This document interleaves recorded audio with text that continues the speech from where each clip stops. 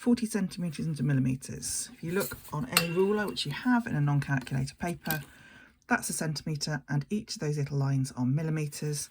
So there are 10 millimetres in 1 centimetre. So here, if we've actually got 40 centimetres,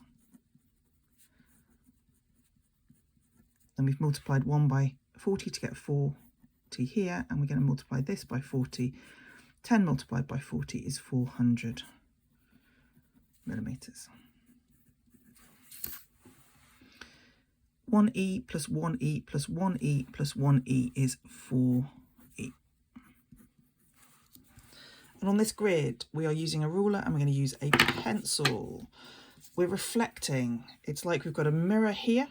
If we put a mirror here, what would we see? Well, we would see this shape, this point, 1, 2, 3 to the line, 1, 2, 3 here, and it connects to these 2 points here as well. Ooh, not like that.